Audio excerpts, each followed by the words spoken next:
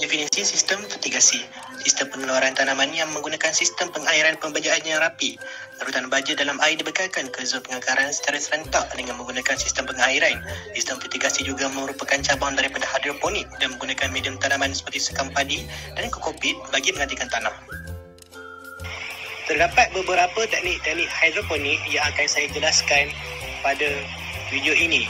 Yang pertama adalah teknik aliran cetek, iaitu larutan baja yang disalurkan dalam palung yang mengandungi akar tanaman yang ditanam. Teknik kedua adalah teknik aliran dalam. Teknik ini teknik yang sama dengan aliran cetek dan perbezaannya hanya pada saiz palung, iaitu lebih lebar dan tinggi pada paras air pada akar. Yang ketiga adalah teknik takung. Biji benih disemai kepada medium tanaman dalam bekas yang diletakkan di dalam larutan baja pada takung. Yang keempat adalah teknik pasang surut. Alat pengatur masa digunakan untuk mengawal pengaliran larutan baja pada tanaman dan larutan mengalir ke tanaman seterusnya surut semula ke dalam takungan.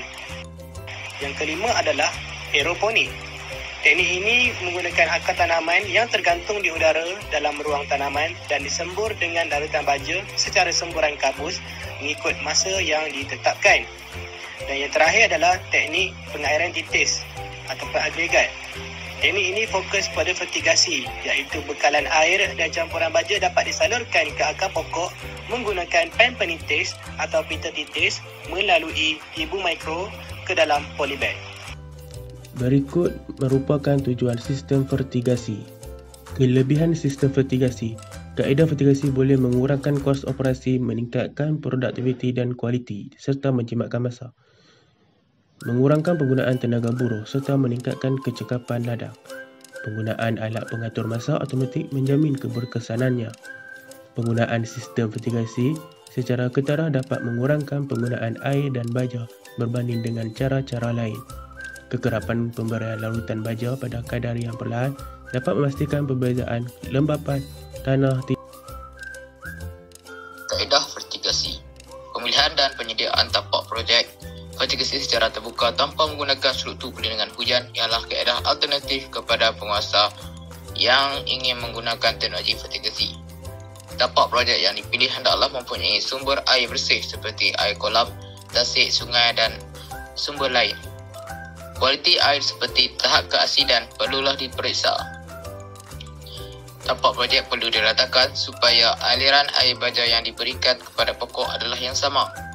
Pemberian kuantiti air baja yang sama kepada setiap pokok adalah penting supaya pokok dapat mencapai pembesaran yang seragam.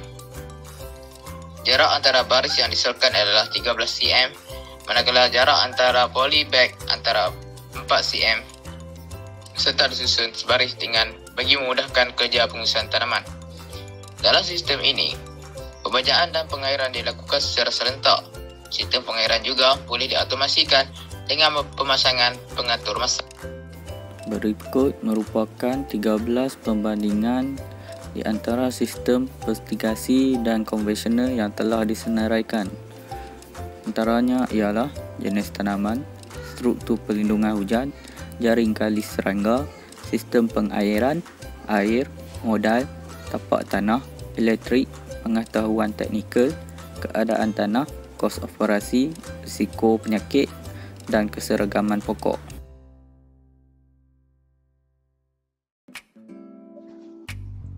Pertama ialah tangki air, iaitu untuk menakung larutan baja.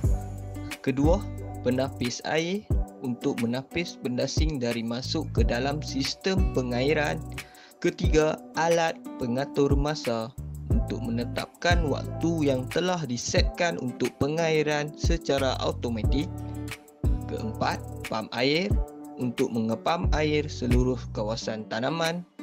Kelima, set penitis, tube mikro dan nipple untuk mengalirkan larutan baja dari paip utama ke tanaman.